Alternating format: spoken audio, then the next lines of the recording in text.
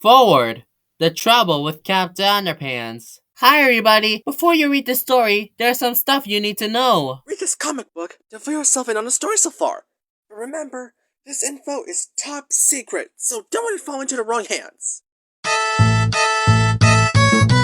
Once upon a time, there were two cool kids named George and Harold. We kick butt. Me too! But they had a mean principal named Mr. Crub. Come over here, Bobs. No way! One time, George and Harold hypnotized Mr. Crub with the 3D HYPNO-RING. You obey our command. Okay. George and Harold made him think he was a great superhero named Captain Underpants. Look, I'm Captain Underpants. It was funny at first, but then Mr. Crab jumped out the window. Hey, where do you think you're going? To fight crime, okay? George and Harold had to chase after him so he wouldn't get killed and hurt. Come over here, Bob! No way. They had many adventures with lots of inappropriate humor. Diapers and toilets and poop.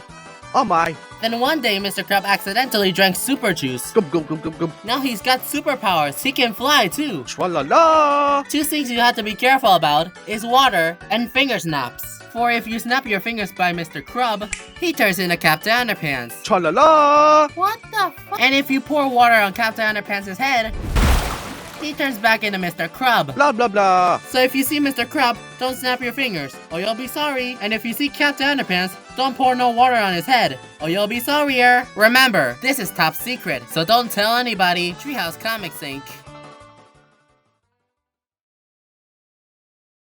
Chapter 1. George and Harold. This is George Beard and Harold Hutchins. George is the kid on the left with the tie and the flat top. Harold's the one on the right with the t-shirt and the bad haircut. Remember that now? Remember that now? At most schools, the teachers try to emphasize the 3 R's. Reading, writing, and arithmetic.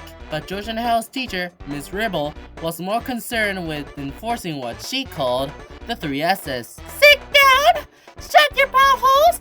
And stop driving me crazy! While it was unfortunate for all her students, it was especially bad for George and Harold because they were very imaginative boys. You see, imagination was not encouraged at George and Harold's school. In fact, it was discouraged. Imagination will only get you a one-way ticket. One way. Why am I singing this song? Imagination will only get you a one-way ticket to the principal's office. This was sad for George and Harold because they didn't get straight A's, they weren't sports stars, and they could barely walk down the hallway without getting into trouble. See what I mean? But George and Harold had one thing that most other folks at Jerome Howard's elementary school didn't have. Imagination. They were full of it. And one day they will use that imagination to save the entire human race from being overthrown by a crazy woman with even crazier superpowers. But before I can tell you that story, I have to tell you this story. Chapter 2. Miss Ribble's Big News. One fine day, George and Harold's homeroom teacher, Miss Ribble, entered the classroom looking a bit meaner than usual. Alright, settle down, shouted Miss Ribble. I have some bad news. I'm retiring. Hooray! Cried the children. Not today, snapped Miss Ribble. At the end of the school year. Oh man, moaned the children. But the staff is throwing me a retirement party for me today, said Miss Ribble. Hooray! Cried the children. During recess, said Miss Ribble. Oh man, moaned the children. There'll be lots of free ice cream, said Miss Ribble. Hooray! Cried the children. My favorite flavor, chunky tofu, said Miss Ribble. Oh man, moaned the children. But first, said Miss Ribble, it's time for something fun. Hooray! Cried the children. You'll get to make happy retirement cards for me, said Miss Ribble. Oh man, moaned the children. Chapter 3. When you care enough to send the very best. Miss Ribble ran around the classroom handing out envelopes, sheets of construction paper, and butterfly stencils to all the children. Then she wrote a poem on the chalkboard. Alright, take out your crayons, said Miss Ribble harshly. I want you to use stencils to make a yellow butterfly on the front of your card. When you're done, copy this poem on the inside. Can we make up our own poems? Asked Melvin Steefly. No! Snapped Miss Ribble. Do we have to use stencils? Asked Aaron Mancini. Yes! Yelled Miss Ribble. Can we make our butterflies purple? Asked Stephanie Yarkov. No! Screamed Miss Ribble. Butterflies are yellow! Everybody knows that! While the rest of the class worked on their cards, George and Harold had a better idea. Let's make Miss Ribble a comic book instead, said George. Yeah, said Harold. Let's make it all about her. It'll be cool. So that's just what they did. Chapter 4. Captain Underpants and the Wrath of the Wicked Wedgie Woman. Once upon a time, there was a really mean teacher named Miss Rebel, who was very mean. Grr! I am evil! She gave us lots of homework and yelled at us all the time. Read 250 pages for a test! Aw, man! One time at Christmas vacation, she gave everybody 41 book reports. Ho ho ho! Wake up. It's time to open up your presents. I can't. I'm have to do my homework. After Christmas, everybody turned their big pile of book reports. Ha ha ha! Then something terrible happened. Crash! Help! Miss Rebel was buried in a mountain of book reports. She's really most sincerely dead. No, she's not. We can rebuild her. We can make her better than she was. Faster. Stronger. Eviler! When Miss Rebel got out of the hospital, she had biotic powers. I'll take over the world! So she made an evil costume. Snip, snip. Her beehive hairdo opened up to reveal an evil Reggie Roboclaw. Nobody can stop me now! Ouchies! Help!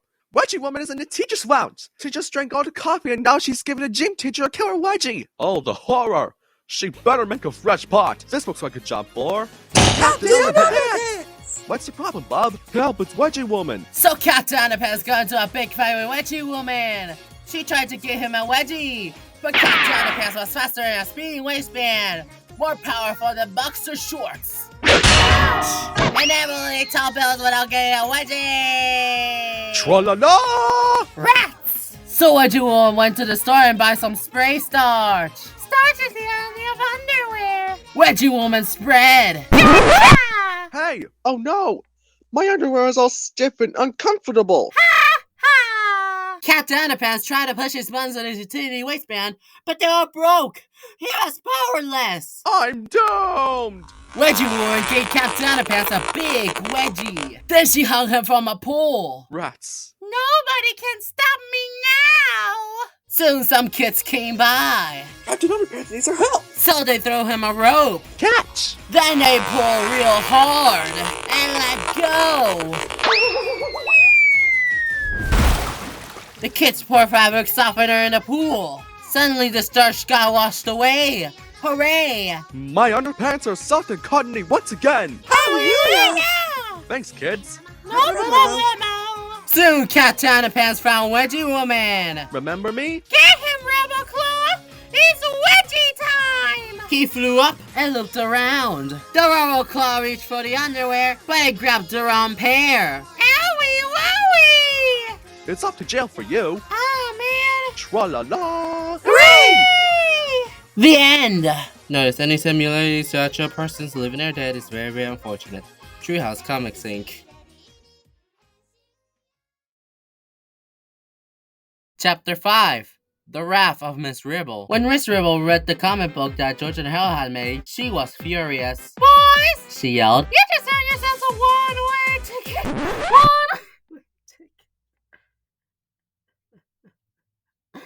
Dang it, that song is still stuck in my head. You just earned yourselves a one-way ticket to the principal's office! All we did was use our imaginations! Said George. You're not allowed to do that in this school! Snapped Miss Rebel. Didn't you read chapter 1?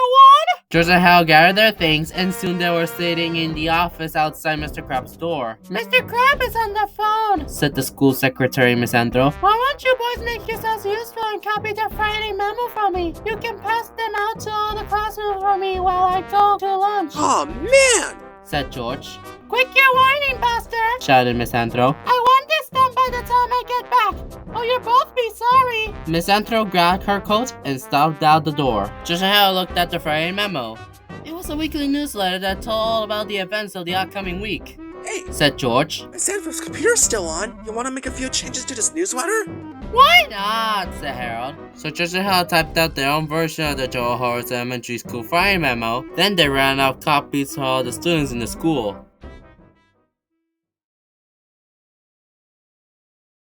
Chapter 6, The Retirement Card. Judge and Hale were gathering their new and improved Friday memo copies into small piles when Principal Krug came into the office. Hey! Mr. Krug shouted. What are you two troublemakers doing in here? Miss Sandford told us to pass the Friday memo out to all the classrooms, said George innocently. Well, make it snappy! Yelled Principal Krug. Suddenly, Harold had a sneaky idea. He took out a blank piece of construction paper that Miss Riddle has given her earlier. Hey, Mr. Krug, said Harold. Will you sign this retirement card for our teacher? And Mr. Krug grabbed the card from Harold and eyed it suspiciously. This card is blank! Mr. Krug growled. I know, said Harold. Our class is gonna decorate it later. We wanted you to be the first to sign it. Well, alright then, said Mr. Krug. He opened the card and quickly scribbled, signed to Mr. Krug on the inside. Then he stormed out of the office. what are you gonna do with that? Asked George. You'll see, said Harold, smiling.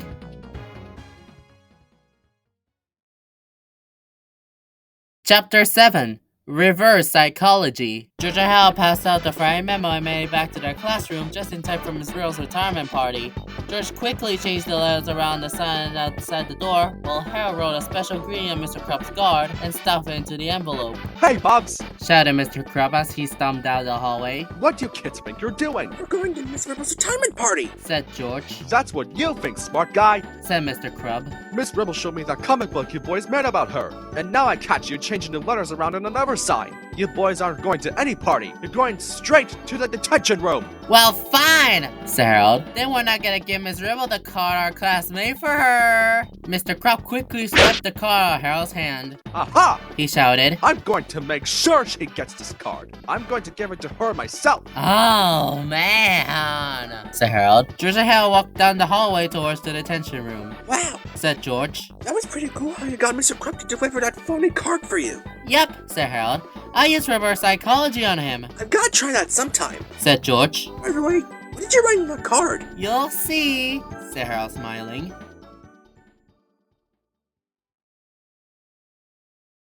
Chapter 8, The Party. Miss Ribble's retirement party started out bad and just got worse. First, Miss Ribble forced the class to sing a corny song to her. By the time she was done yelling at the boys from singing off key, the chunky tofu ice cream was melted. Everybody had to eat it anyway. Then the children handed their happy retirement cards. Miss Ribble ripped several of the cards up because some of the children had mistakenly drawn polka dots on their butterflies. One unfortunate boy had also drawn a happy, smiling sunshine on his card, and he had to stand in a corner. Finally, Mr. Krub stepped forward and handed Miss Ribble the card that he snatched from Harold's hand. I went to a lot of trouble to get this for you. Mr. Krub said gallantly. Miss Ribble turned the envelope open and read the card out loud. You're one hot mama, said Miss Ribble with a shocked look on her face. Ew! Cried the children. She opened the card up and read the inside. Will you marry me? Signed to Mr. Krub! Oh! Cried the children. The teachers gasped. Then the room grew silent. Miss Riddle glared over at Mr. Krub, who was turned bright red and began swaying profusely. He tried to speak. He tried to tell her it was all a big mistake. He tried to say something, but all that came out was...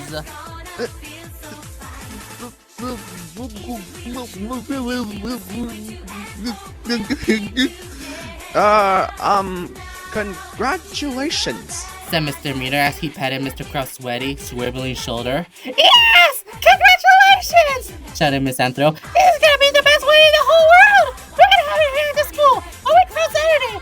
I'll plan everything! You lovers don't have to worry about a thing! Great! Thanks! Said Miss Riddle, still looking quite angry and confused.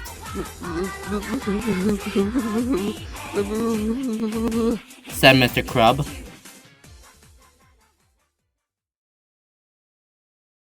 Chapter 9, Freaky Weeky. The following week at Joe Horace Elementary School was definitely one of the weirdest ones they had in a while. For example, none of the kids showed up on school on Monday, but Mr. Krub didn't seem to notice. Hey, where's everybody today? Asked Mr. Rected. Said Mr. Krub. On Tuesday, everybody did show up.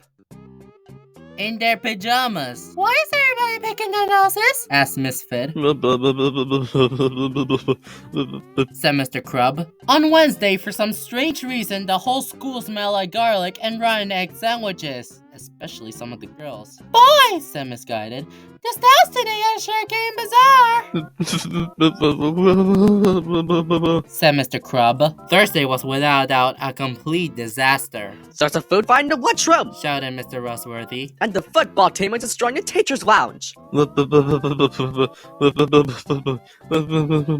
Said Mr. Crub. Now, nobody was sure what happened on Friday. Apparently, there was a mix-up with the dress code and the yearbook photos.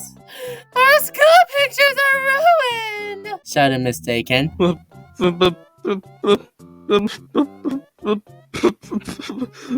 Said Mr. Crub. Yes, it was a freaky week, alright, but the big wedding was only a day away, and things were about to get really freaky.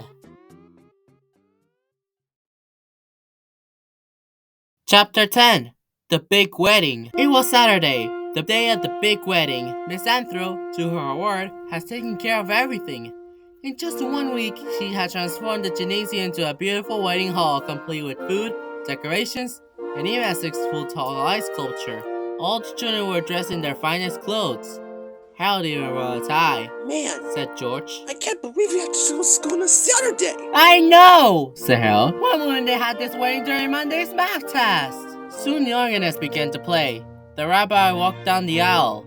He approached George and Harold and stopped to talk to the boys. "I've heard a lot about you two, Said the rabbi. and I don't want your boys playing any of your tricks today." Silly Rabbi. Said George. Tricks are for kids. Believe it or not, George and Harold had not planned any pranks for the big wedding. They had no joy buzzers up their sleeves, no squirting flowers in their petals, and no whoopee cushions on their chairs.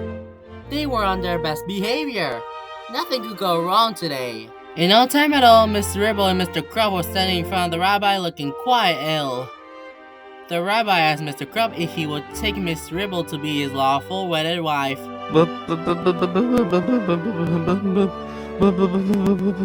Said Mr. Crub.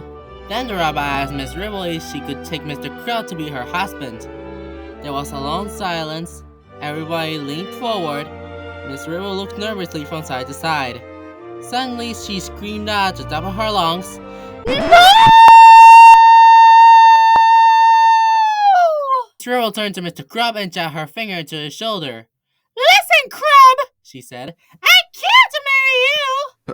Hooray! I mean, that's too bad. Said Mr. Crub.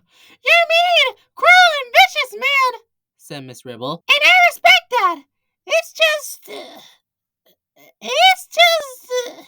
Just what? asked Mr. Crub. "It's just your nose!" said Miss Ribble. "You got this ridiculous nose! I've never seen anything quite like it. I just couldn't marry someone with such a silly nose!" Mr. Crub got angry. Well, fine! He shouted. I didn't want to marry you anyway. It was all George and Harold's fault. They tricked us. Suddenly, everybody in the gymnasium turned and looked at George and Harold. Time to go. Said George. Chapter 11. The Refreshments. As George and Harold turned to leave the gymnasium, they heard a loud thump of the Cleveland wedding books clomping down the aisle towards them. "I'm gonna screamed Ristable as she lunged for the two boys. George and Harold screamed and ran to the back of the room near the refreshments. They hid behind two wooden pillars. Miss Riro approached the pillars and grasped them with their mighty hands. With a horrible roar, she pushed the right pillar over. It landed in the back of the luncheon table, causing the front of the table to flip high into the air. Unfortunately, this sent all the food flying into the crowd. The creamy carrots cluttered the kindergartners. The fatty fried fish fritters flipped onto the first graders. The sweet and sour spaghetti squash splattered the second graders. 3,000 thawing thornberries stumbled the third graders. 500 frosty fruitcakes flogged the fourth graders. And 55 fistful and fancy French fried cranberries planted the fifth graders. By now, you're probably worried that the wedding guests had nothing to drink with their lovely appetizers. Well, rest assured, the second pillar took care of that. Miss Riro pushed the left pillar into the fresh fruit display, causing it to tumble over, sending two large watermelons crashing down into the two oversized punch bowls. This created two enormous splashes of tropical fruit-flavored punch, which rained upon the wedding guests like a tremendous downpour. Now, no wedding is complete without a wedding cake, And when Miss Ribble kicked the ice sculpture over, the result crash sent the beautiful double-decked cake flipping high into the air, right over Miss Ribble's head. I got you now! Screamed Miss Ribble as she grabbed George and Harold by their neckties. Splat! George and Harold undid their ties and ran out of the gymnasium screaming. Man! Cried Harold. I thought we were dead meat! That's what we get for going to school on Saturday, said George.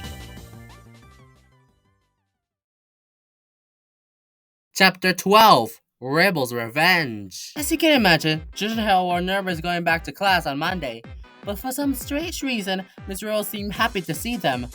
Good morning, boys! Miss Ribble chirped with a giant, evil, toothy grin. Come here! I got something to show you! Uh-oh, said George. she's smiling. That can't be a good sign. George and Harold cautiously approached Miss Ribble's desk. I took the liberty to adjust your grades last weekend, said Miss Ribble. You'll be happy to know that all your grades have just dropped from B's and C's to F's and G's. Oh no! George gasped. Not F's and G's! Hey, what's a G? It's the only grade lower than an F, said Miss Ribble.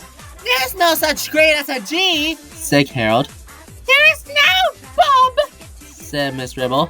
Looks like you're both going to flunk the 4th grade. Wouldn't that be fun? No way! Said George. That's not fair! Life isn't fair, said Miss Ribble. Get used to it! Chapter 13. A bad idea. That afternoon, George and Harold sat in their treehouse feeling sorry for themselves. She can't get away with that, said George. We gotta tell somebody about this. Nobody's gonna believe us, said Harold. Well, there is one thing we can do, said George. He opened the drawer in their drawing table and searched through the pennies, paper clips, and dyed spitballs and rubber balls. Then he pulled out a dusty plastic ring with some gum stuck on it. It was the 3D HYPNO-RING. Oh no, said Harold. I thought we threw that thing away! We just put the instructions away, said George. but I remember how it works. Do you remember what happened the last time we used it? Asked Harold. Alright, where were you two this morning?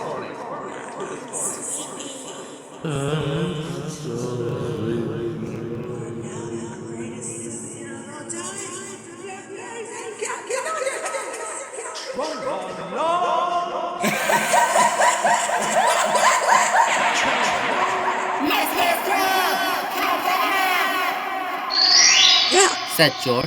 we were fooling around last time. This time we'll be serious. We won't make any mistakes. All we have to do is hypnotize her into changing our grades back to normal. That's all. I don't know, said Harold. It sounds like a bad idea to me, Worse than flunking the 4th grade? asked George. Good point, said Harold. Chapter 14. The Return of the 3D HYPNO-RING. The next day at school, George and Harold stayed behind while the rest of the class went outside for recess. What are you punks doing here? Asked Miss Ribble. Said George nervously. We wanted to show you this really cool ring. Yeah, said Harold. If you look closely at it, you can see a funny picture. Well, hold it still, said Miss Ribble as she stared at the ring intensely. I have to move it back and forth. Said George. We won't be able to see the picture. Miss Ribble's eyes followed the ring back and forth. Back and forth. Back and forth. Back and forth. You're getting sleepy, said George. Very sleepy, said Harold. Miss Ribble yawned. Her eyes began to droop. I'm so... she said as she slowly closed her eyes. In a moment, said George. I will snap my fingers, then you will be hypnotized. So... mumbled Miss Ribble. Now, said Harold, you must listen to every... We interrupt this chapter to bring you this important message. Hello, this is Chim Chim Diaper Praise. This is Ingrid Ashley reporting from Eyewitness News. We got a late-breaking story about a tractate incident that is now occurring in the Pacific Northwest. Police just closed down the Little Ones Gynecology Company in Walla, Washington. Apparently, this company was selling very dangerous HYPNO-RINGs. We now take your live via satellite from our reporter, Booger Stinkerscourt, Larry Zarro with the latest developments, Thanks, Chim Chim. said Larry. Reporters have poured in from all across the country concerning children who have used the 3D hypno ring on their friends and family with disastrous results. But the most shocking revelation is the effect that the ring seems to have on women. Apparently, whenever the ring is used to hypnotize a woman, a mental blunder occurs, causing the woman to do the opposite of what she's being hypnotized to do. Doctors don't know why the ring causes women to have an opposite reaction, but they are very concerned. If you or someone you love has purchased a 3D hypno ring, throw it away at once. And whatever you do, please don't use it on a woman. We now return to our regularly scheduled chapter, already in progress. And when we snap our fingers, George continued. you will change your grades back to normal. Yeah, said Harold. And you won't do anything crazy like turn into Wedgie Woman, And you won't try to destroy Captain Underpants. said George. Or take over the world either. Right, said Harold. You'll just change our grades, and that's it. George and Harold looked nervously at each other, Well, said George. I think that covers everything. Yep, said Harold. We shouldn't have any more problems from Miss Ribble. So the boys snapped their fingers.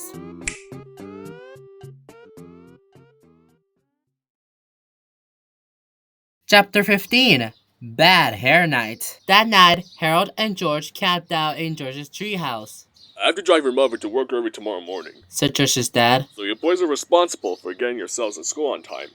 Okay, Pop. said George. We'll be there bright and early, Mr. Beard, said Harold. It had been a tough day for George and Harold, and now it was time to relax. George rolled out the sleeping bags while Harold unpacked a box of chocolate donuts, 4 cans of orange cream soda, and a bowl of barbecued potato chips. Believe it or not, there's even a cool Japanese monster movie playing on TV, You know, said George. life doesn't get any better than this. Yep, said Harold.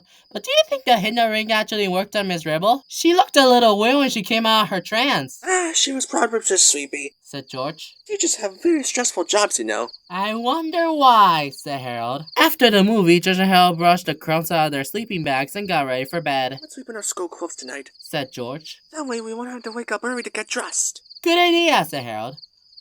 So George turned out the lights, and soon the two boys were drifting off to sleep. After a few minutes, Harold sat up quickly and looked around. Hey, he whispered. What's that noise? I didn't hear anything. Said George. They listened closely. Shh, said Harold. There it is again. George heard it this time. He reached over and opened the treehouse door a crack. All they could hear was the sound of crickets chirping in the night. George opened the door wider, and the boys peeked down. Roared the evil-looking woman dressed in tight purple vanilla and Maggie-looking fake fur ball. George and Harold screamed in horror. The sneering woman climbed from the ladder into the treehouse. George and Harold recognized her immediately in the moonlight. Miss Rebel! George gasped. What a lovely, outfit you have on. Who's miserable? The angry woman growled. My name's Wedgie Woman! George and Harold looked at each other and swallowed hard. I understand that you boys have information about Captain Underpants. Said Wedgie Woman. What makes you say that? Asked Harold. I've read your comic books. Said the evil villain. You boys know his strengths, his weaknesses, and I'll bet you even know his secret identity. No way! Said George. Captain Underpants isn't real. He's just a cartoon. We'll see about that. Wedgie Woman scoffed. Wedgie Woman reached out and grasped George's and Harold's arms. What do we do now? Cried Harold. We could take her. Said George. Now she has superpowers or anything.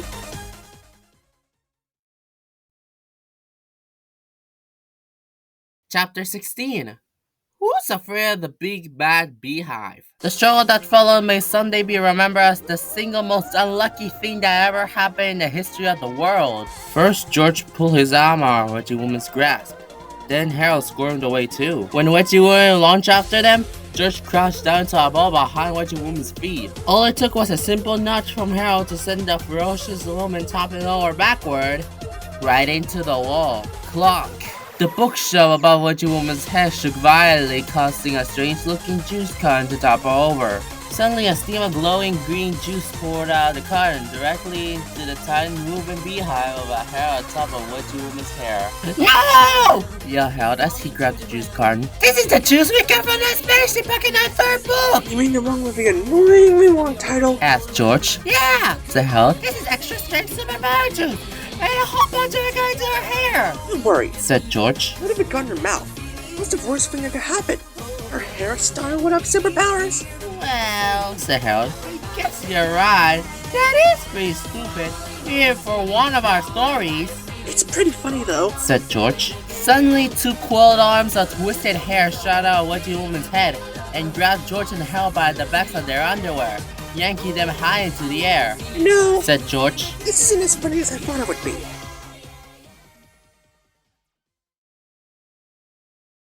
Chapter 17. All tied up. Wedgie Woman brought George and Harold back to her house and tied the boys tightly to 2 chairs. Tell me the secret identity of Captain Underpants! Screamed Wedgie Woman. No way! Said George. Said Wedgie Woman. You want to do this the hard way? No problem. Wedgie Woman's hair began uncoiling itself. Several twisted locks of hair stretched out into the living room and started taking apart the television, the computer, and the Thigh Master. Other tangled coils reached into the kitchen and began smashing the dishwasher, the toaster oven, and the Ronco food dehydrator. What are you doing? Asked Harold. If you want to make robots, said Wedgie Woman, you gotta break a few small appliances.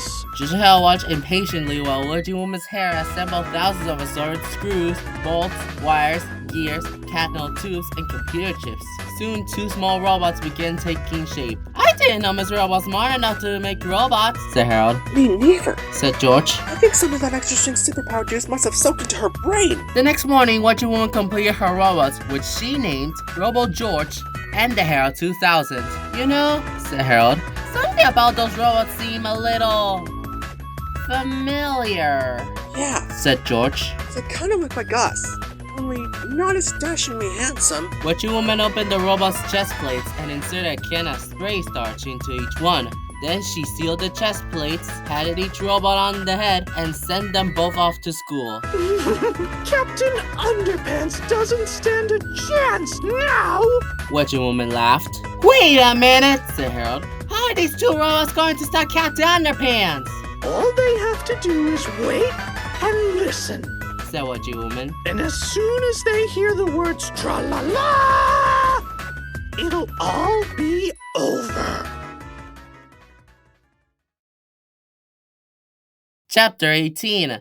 Robo George and the Harold 2000. Attention boys and girls, said Mr. Grubb to the 4th graders. Your teacher, Miss Ribble, didn't come to school today. Hooray! Shouted the children. Settle down. Mr. Krupp shouted. You're still going to have all your classes. Aw, man, moaned the children. But you're going to have a substitute teacher, said Mr. Krupp. Hooray! Shouted the children. And it's going to be me, said Mr. Krupp. Aw, man, moaned the children. The whole day was pretty much like a normal day, except for one thing. Mr. Krupp couldn't understand why George and Harold were so well behaved. They didn't make funny noises during science class, they didn't stick crayons up their noses during art class, and they didn't draw comic books during math class. In fact, they even walked past the sign without changing the letters around. Mr. Krupp was stunned. Alright, you 2, Mr. Krupp shouted. I know you're up to something. You better stop being so good or you're gonna be in big trouble. But the Robo George and the Harold 2000 keep right on behaving. The only time they did something even remotely wrong was during recess. Everybody was playing kickball, and when it was the Harold 2000's turn to kick the ball, he kicked it pretty darn hard. Kaboing! The kickball turned right through the top of page 101 and out the other side as it sailed towards the other regions of Earth's atmosphere. Soon it broke free of our planet's gravitational pull and began heading straight towards the planet Uranus. Aha! Shouted Mr. Krupp as he pulled out the official school rule book and read rule number 411 out loud. It is against the rules to kick school property into our space.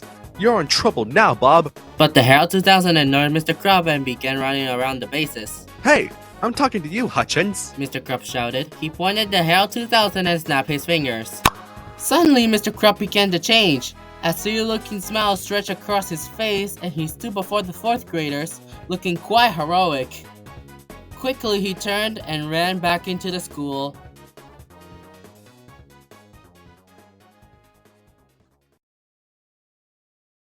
Chapter 19. TRA-LA-LUUUNATICS. Several minutes later, Captain Underpants flew out of Mr. Krupp's office window. As the hero zipped across the sky, he let out a triumphant Tra-la-la! When Robo George and the Harold 2000 heard the words tra-la-la, they immediately stopped playing kickball, Suddenly, their arms began to extend and their legs stretched towards the sky. Strange secret components in their ever-growing torsos open up, revealing giant rocket boosters in the latest advanced innovation technology. Steel panels on their faces and bodies expand wildly as their complex structures swell to highly probable proportions. Suddenly, flames shot out their retro thrusters as their bodies rose into the air. In no time at all, two gigantic robots were flying in hot pursuit of the amazing Captain Underpants. George and Harold are in big trouble now. Said Melvin sneakily as he read the rule number 7734 in Mr. Crump's official school rulebook out loud. It is against the rules for students to transform into giant flying robots during afternoon recess. The real George and Harold, however, had more in their minds at that moment than a few broken rules. They watched the action unfold on the big screen television that Wedgie Woman's horrible hair had built by combining as spare parts of a fish tank and an electric toothbrush. The colossal robots surrounded Captain Underpants, but surprisingly the Waistband Warrior looked happy to see them. George, Harold, Said Captain Underpants. My, how you boys have grown. And I didn't know you could fly, that's great. Now you can help me fight for truth, justice, and all that's pretty shocking coordinate. But the giant robots didn't respond. Instead, they hovered close to Captain Underpants as their steel chest plates opened up. Suddenly, two extendable robotic arms reached out and began showering Captain Underpants with liquid spray starch. What are you doing? Cried Captain Underpants. That's spray starch! It's the only thing in the world that can take away my superpowers! The Waistband Warrior screamed in horror as he began falling through the sky. Roachos quickly scooped down, grabbed the helpless hero, and hung him by his waistband on a tall pole high above the city streets. Chapter 20. You asked for it. Hooray! Cried Wedgie Woman as he turned off her new TV. My plan worked! Now it's time to take over the world! But what about us? Asked Harold. Don't worry! Said Wedgie Woman. I've got a big surprise for you two! She took a heavy battle axe and tied it up with a rope. Then she leaned the axe towards George and Harold and lit a candle under the rope. When the flame burns through the rope, Said Wedgie Woman. all your problems will be over! Get the point? Not really. Said George. Ha ha ha ha ha! Don't worry! Laughed Wedgie Woman. You will soon enough! Wedgie Woman laughed a horrible laugh. Then she dashed out the door to take on the world. George and Harold watched as the flame began burning through the rope. They cringed as the impending doom of the axe blade came closer and closer. Well, Said George. it looks like this is the end. Maybe not, said Harold. Maybe the blade will fall and slice through our ropes and not harm us at all. I doubt it. Said George. That kind of thing only happens in mainly adventure stories. Suddenly, the blades fell and sliced through the ropes, not harming George and Harold at all. The two boys looked at each other and decided it was best not to comment on the situation. Chapter 21. The Ruthless Revenge of the Wicked Wedgie Woman. Wedgie Woman headed to the center of town to meet up with Robo George and the Harold 2000. Well done, my precious robots! Said Wedgie Woman effectively. What's all this then? Said a policeman who just arrived on the scene. Nothing, officer. Said Wedgie Woman. Just the beginning of my total world domination. Okay. Said the cop. Hey, wait a minute! But before the police officer could voice his objections, a twisted dreadlock from Wedgie Woman's head shot out and grabbed the cop by the back of his underwear. The colossal Harold 2000 lifted the officer and hung him on a stop sign. Wowie! Cried the cop. Soon more police officers headed for the scene, but they all met with the same terrible fate as the first policeman. Before long, every cop in the city was hanging from a street sign. Call the National Guard! Screamed the chief of police. Call the Army! Call the Marines! Call a hairstylist! Soon the armed forces arrived with a whole fleet of tanks and helicopters. But everybody was afraid to shoot. Wedgie Woman was just too quick. The robots stomped around the city as Wedgie Woman barked out her commands. Everybody on Earth must obey me! Cried the wicked Wedgie Woman. If anybody refuses, they'll get the wedge. If anybody tries to stop me, it's wedgie time. Bow down to me, or welcome to Wedgieville. Soon George and Harold arrived on the scene. They hid in some bushes and watched the terror unfold. Gotta arrest Captain Underpants! Whispered George. He's the only one who could save the world! But how? Whispered Harold. He's got no superpowers left. Sure he does! Said George. Starch doesn't really take away superpowers, he just thinks it does. You've gotta change his mind. I sure hope we can, said Harold.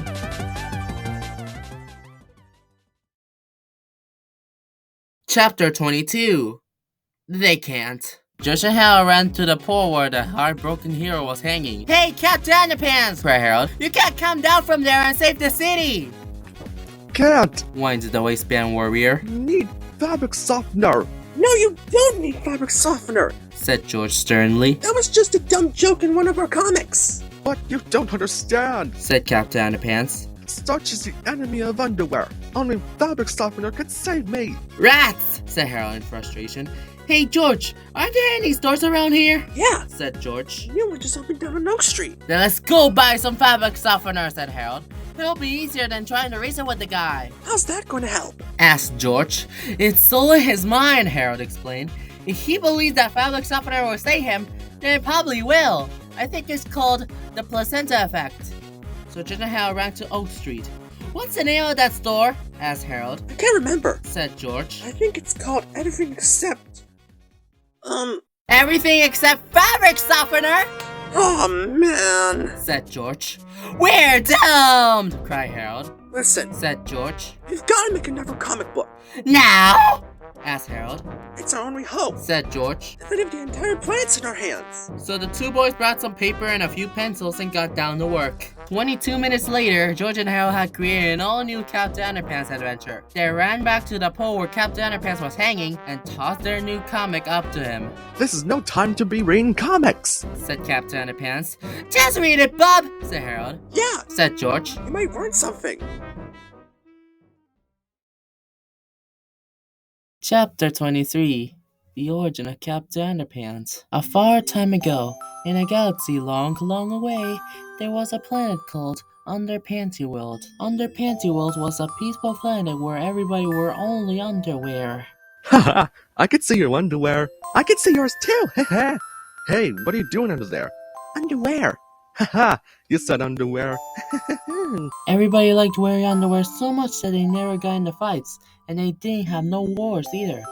It was cool. But one day, all that happiness ended abruptly. The Wedgie Warlords has arrived. Hey, boss, let's spray that blended with starch. Okay, I hate these guys. The good people of Underpanty World got us scared, so they ran to their leader, Big Daddy Long Johns. Help us, Big Daddy Long Johns! Okay, don't worry. I have a magic amulet that will protect him from starch. Yippee! But he accidentally dropped the magic amulet. Oopsies. It fell into the mouth of his newborn son, little baby Underpants. Oh no, he swallowed it. We're all doomed. Big Daddy Long Johns and his lovely wife, Princess Pennyhose, knew that their planet was a goner, so they decided to save their baby. So they stretched his underwear real far, and let go and shot him into space. Be good. Don't pick your nose. Little baby Underpants sailed through space as his home planet crumbled behind them. Aw, man. Soon little baby Underpants fell to Earth.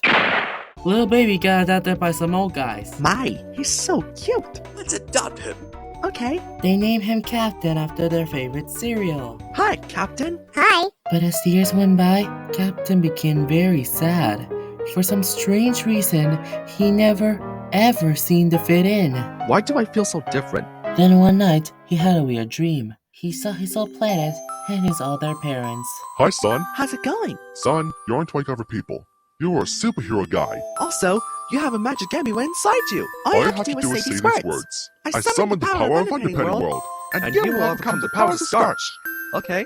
So Captain woke up and became a cool superhero guy. And he never had to be as scared of starch no more. Even Wedgie Woman's robot sprayed him with it. Because all he has to do was say, I summoned the power of Underpenny World. and he would be free. Well, what are you waiting for? Just say the words. Treehouse Comics Inc. Chapter 24. The Placenta Effect. Wow. Said Captain Underpants. I didn't realize that I had the power within me all along to overcome the evils of starch. Just say the words! Shouted George and Harold. Okay. Said Captain Underpants. But I think it's a great metaphor for... Just say the words! Yelled George and Harold. Alright. Said Captain Underpants. But all I'm saying is that... Just say the words! Screamed George and Harold. You know, Said Captain Underpants. your kids have no filters around attention. Then he cleared his throat and spoke with a powerful voice. I summon the power of Underpenny World! Suddenly, Captain Underpants rose triumphantly into the air. He was free at last! When the gigantic robot saw that Captain Underpants had escaped, the Hero 2000 launched his rocket arms at our hero. Captain Underpants grabbed the giant robot arms and swung them around towards his foes. These might come in handy, said the Waistband Warrior. Chapter 25, the incredibly graphic violence chapter in Warning, the following chapter contains scenes that are so violent and naughty, you aren't allowed to view them. We're not kidding. Do not read the following chapter. Don't even look at it. Just skip ahead to page 148, and don't ask any questions. P.S. Don't breathe on it, either. Introducing! Hey, what are you doing here? You're not supposed to be looking at this chapter. It's too violent and naughty. Now bend over and give yourself 11 spankings and a timeout before proceeding to the next page. Maybe then you'll learn to follow instructions. Roughing up the Robo George! Horribly hurting the Hero 2000! Let's put our heads together!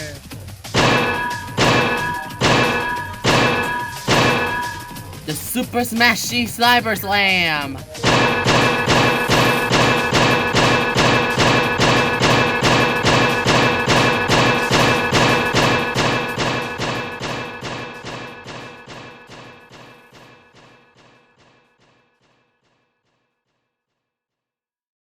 Chapter 26, Reverse Psychology 2! The giant robots were defeated, but the battle was not over yet. Harold ran back to the treehouse to grab the 3D HYPNO-RING, while George ran back to everything except fabric softener for more supplies. Soon George returned to the center of town carrying a big cardboard box filled with spray cans. "What are you doing with that?" asked Harold, who just arrived with the 3D HYPNO-RING. I'm taking this extra strength spray starch somewhere where Wedgie Woman would be able to find it. George shouted rather loudly. Extra strength spray starch? Cried the wicked Wedgie Woman. That's just what I need. Her winded hair lashed out at George, stopping him dead in his tracks. Then 9 twisted birds each grabbed a can from the box and began spraying them at Captain Underpants. A huge cloud of mist filled the air, covering everything in sight and making these 2 pages incredibly easy to draw. When the flaws finally lifted, all of Wedgie Woman's hair was gone.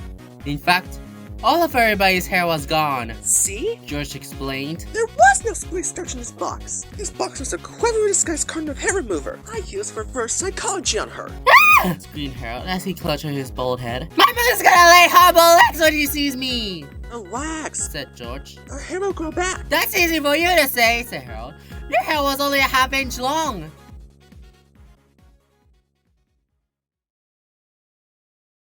Chapter 27, Reverse Psychology. Well, Wedgie Woman, said Captain Underpants. it's up to jail with you. "Wait a second," said Harold. "We'll take care of Wedgie Woman. You go back to the school, put some clothes on, then wash your face," Yeah, Bob. said George. There's plenty of water.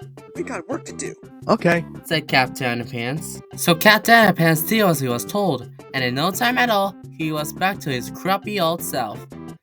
It was now time to transfer Wedgie Woman back to her old self too, with some slight modifications. "Okay," said Harold. "Remember when he hypnotized Miss Ribble and she did the opposite of everything we wanted her to do?" Yeah. said George. "Well, if we want to send things right," said Harold, "we had to hypnotize her into doing the opposite of the opposite that we want," I'm way ahead of you. said George. So the 2 boys once again hypnotized her teacher, only this time they used reverse psychology on her, From now on, said George. you will always be known as Wedgie Woman. "You will keep all your superpowers too," said Harold. You will not go back to teaching 4th grade. said George. "You will remember everything what happened in the last 2 weeks," said Harold. You will not change our grades back to normal. said George. "You will not become the nicest teacher in the history of Joel Horror's elementary school," said Harold. And you will not make fresh chocolate chip cookies for a class every day. said George. "George!" said Harold sternly. "Stop goofing around!" I can't help it. said George. You should never hypnotize anybody when you're hungry. Okay, said Harold. "Let's just snap our fingers and pray that this works."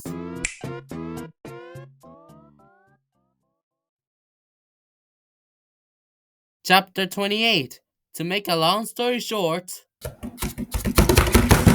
it did. Chapter 29. Better living through hypnosis. The next day, Miss Ribble entered the classroom looking a whole lot friendlier than usual. Boys and girls, said Miss Ribble, I have some good news for you. Hooray! Cried the children. It's time for English class, said Miss Ribble. Oh man, moaned the children. Today, said Miss Ribble, I asked Treasure House to lead the class. Hooray! Cried the children. You're gonna teach us about creative writing, said Miss Ribble. Oh man, moaned the children. By showing us how to make our own comic books, said Miss Ribble. Hooray! Cried the children. While they're doing that, said Miss Ribble, I'm going to pass out something for you all to work on. Oh man, moaned the children. Homemade chocolate chip cookies, said Miss Ribble. Hooray! Cried the children. This is awesome, said Harold. Do you think it was right for us to change her personality like we did? Sure, why not? Said George. She's happier. She'll probably live longer. You're right, said Harold. I guess hypnosis is a pretty cool thing sometimes. Then again, as we all know, sometimes it isn't. Were these cookies hard to make? No, dear, they were a snap. Oh no! Screamed Harold. Here we go again! Screamed George. Tra-la-la! Chaos, the mass confusion. PMP is a tab. Total chaos, the mass confusion. Rocks will hit the top. PMP is a tab.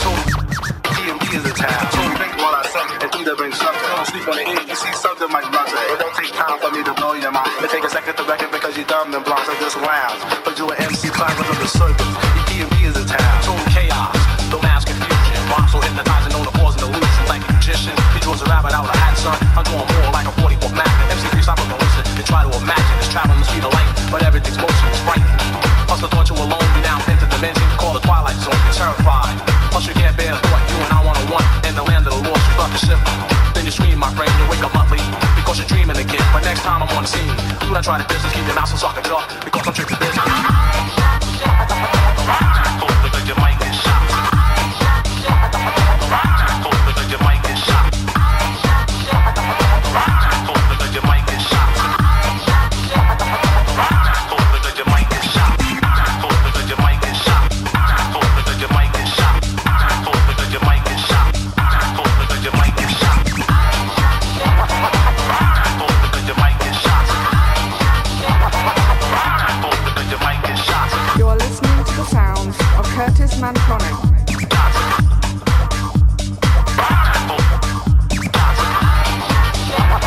Tra-la-la!